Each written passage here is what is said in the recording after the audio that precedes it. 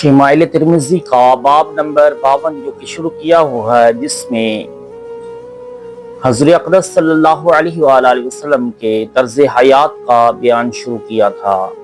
اس کے کچھ پارٹس آپ تک پہنچے، آج بقیہ کا آغاز کریں گے۔ اسلام آفاقی دین ہے جس میں سب کے حقوق کا تعین کیا گیا ہے۔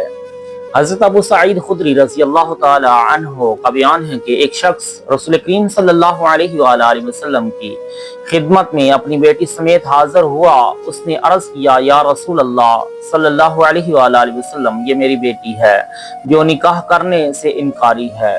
آپ نے فرمایا، اے بیٹی، تم اپنے باپ کی بات مانو۔ اس نے عرض کیا، قسم با خدا، جب تک بیوی یا پر شوہر کے حقوق آپ بیان نہیں کرتے میں نکاح نہیں کروں گی۔ آپ نے فرمایا، شوہر کا حق بیوی پر اس قدر زیادہ ہے کہ اگر خاوند کے زخمی جسم سے خون پیپ اور مواد بہہ رہا ہو اور وفا شان بیوی اسے اپنی زبان سے چاٹ کر صاف کر دے تب بھی خاوند کا حق ادا نہ ہوگا۔ اس لڑکی نے عرض کیا، تب تو میں کبھی نکاح نہیں کروں گی۔ اپنے شوہر کی فرما بردار بیوی جنت میں داخل ہوگی۔ حضرت انس رضی اللہ تعالی عنہ سے منقول ہے کہ رسول کریم صلی اللہ علیہ وآلہ وسلم نے فرمایا، جب عورت پنجگانہ نماز باقاعدگی سے پڑھے، ماہ رمضان کے روزے رکھے، اپنی عفت کی حفاظت کرے اور اپنے شوہر کی فرما بردار ہو تو وہ جنت میں داخل ہوگی۔ اپنے شوہر کی نافرمانی عورت کے اعمال سہل برباد ہو جاتے ہیں۔ حضرت جابر بن عبداللہ رضی اللہ تعالی عنہما سے منقول ہے کہ حضور نبی رحمت صلی اللہ علیہ وآلہ وسلم نے فرمایا، تین قسم کے لوگ ایسے ہیں جن کی نماز قبول کی جاتی ہے اور نہ کوئی عمل دوسرا۔ بھاگا غلام یا لونڈی، وہ عورت جو شوہر کی نافرمان ہو، نشہ میں مست حتیٰ کہ وہ ہوش میں آ جائے۔ اپنی اولاد پر خرچ کرنا بہترین صدقہ ہے اور اس کا ثواب بہت زیادہ ہے۔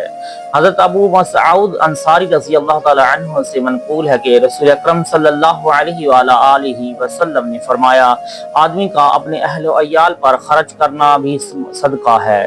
حضرت ثوبان رضی اللہ تعالی عنہ کا بیان ہے کہ حضور نبی رحمت صلی اللہ علیہ وآلہ وسلم نے فرمایا، آدمی کا افضل ترین مال وہ ہے جو اہل و عیال پر خرچ کیا جائے۔ انسان کے لیے لڑکیاں باعث خیر و برکت ہوتی ہیں۔ حضرت انس رضی اللہ تعالی عنہ سے منقول ہے کہ حضور انور صلی اللہ علیہ وآلہ وسلم نے ارشاد فرمایا، جب بچی پیدا ہوتی ہے تو اللہ تعالیٰ ایک فرشتہ بھیجتا ہے جو گھر والوں کے لیے برکت لے کر آتا ہے۔ لڑکوں کی طرح والدین کو چاہیے کہ وہ لڑکیوں سے بھی محبت کریں اور ان سے نفرت ہرگز نہ کریں۔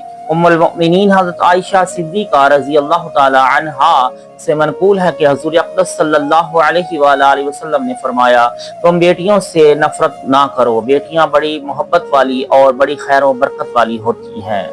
بیٹوں کی طرح بیٹیاں بھی انسان کے لیے اللہ تعالیٰ کی رحمت و نعمت ہے۔ بیٹوں کو بیٹیوں پر ترجیح دینے سے منع کیا گیا ہے۔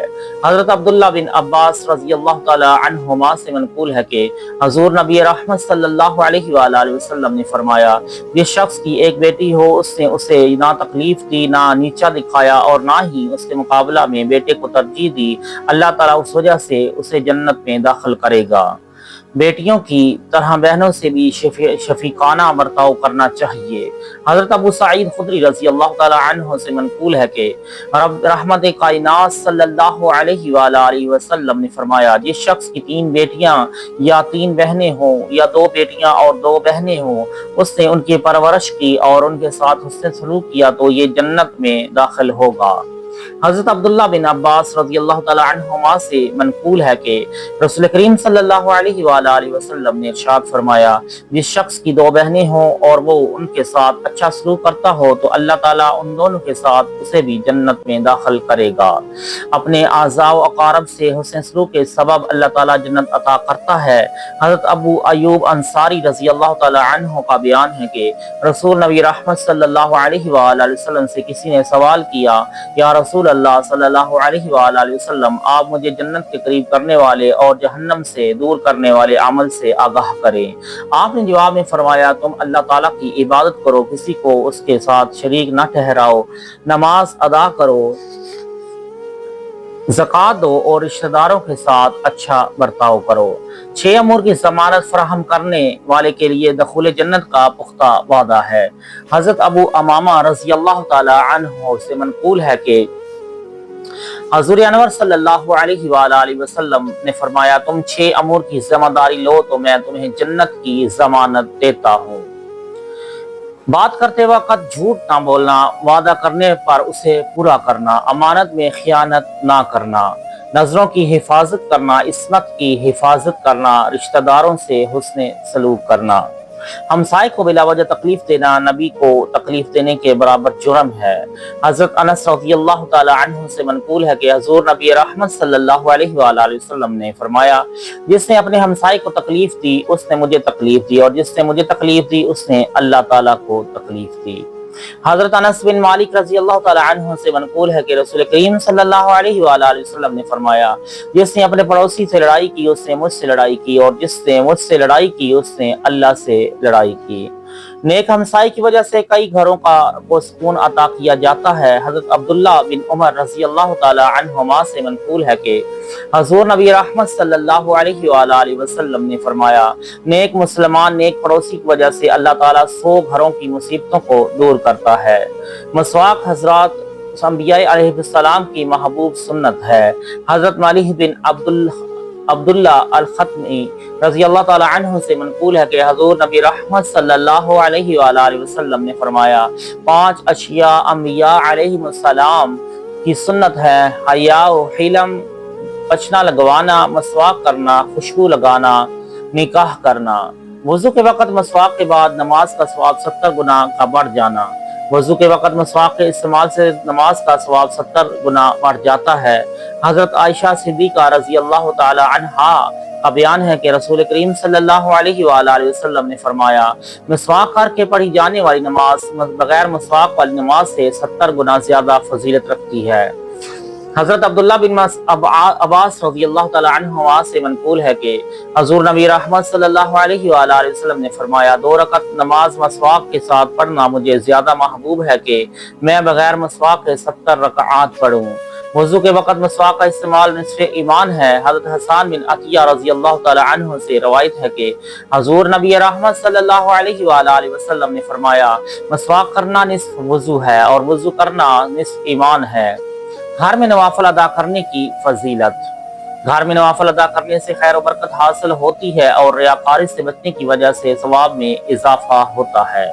حضرت ابو موسیٰ اشعری رضی اللہ تعالی عنہ کا بیان ہے کہ حضور نبی رحمت صلی اللہ علیہ وآلہ وسلم نے فرمایا، جس گھر میں اللہ کا ذکر نماز کی شکل میں کیا جاتا ہے وہ زندہ کی طرح ہے، اور جس گھر میں اللہ کا ذکر نہیں کیا جاتا وہ مردہ کی مثل ہے۔ حضرت عبداللہ بن عمر رضی اللہ تعالی عنہما کا بیان ہے کہ رسول کریم صلی اللہ علیہ وآلہ وسلم نے ارشاد فرمایا، اپنی نماز کا کچھ حصہ اپنے گھر کے لیے بھی رکھو اور اپنے گھروں کو قبرستان نہ بناؤ۔ نماز نور ہے اور گھر میں نماز ادا کرنے سے گھر روشن ہو جاتا ہے۔ حضرت ابو موسیٰ اشعری رضی اللہ تعالی عنہ کا بیان ہے کہ اہل عراق کی ایک جماعت حضرت فاروق اعظم رضی اللہ تعالی عنہ کی خدمت میں حاضر ہوئی۔ ان سے دریافت کیا گیا کہ مردوں کا گھر میں نماز پڑھنا کیسا ہے؟ آپ نے جواب میں فرمایا، یہی سوال آپ صلی اللہ علیہ وآلہ وسلم سے بھی کیا گیا تھا۔ تو آپ نے فرمایا، گھر میں نفلی نماز نور ہے، پس تم اپنے گھروں کو منور کرو۔ ہر ماہ 3 روزے رکھنے کی ترغیب و فضیلت احادیث میں بیان کی گئی ہے۔ حضرت ابو ذر غفاری رضی اللہ تعالی عنہ کا بیان ہے کہ حضور انور صلی اللہ علیہ وآلہ وسلم نے ہمیں حکم دیا کہ ہر مہینے میں 3 روزے رکھیں، چاند کی 13ویں، 14ویں اور 15ویں تاریخ کو۔ گھر میں داخل ہونے سے قبل اہل خانہ سے اجازت لینا چاہیے۔ حضرت عبداللہ بن عباس رضی اللہ تعالی عنہما کا بیان ہے کہ حضرت فاروق اعظم رضی اللہ تعالی عنہ نے رسول کریم صلی اللہ علیہ وآلہ وسلم سے اندر آنے کی اجازت طلب کی تو یوں کہا، السلام علیکم، کیا عمر اندر آ سکتا ہے؟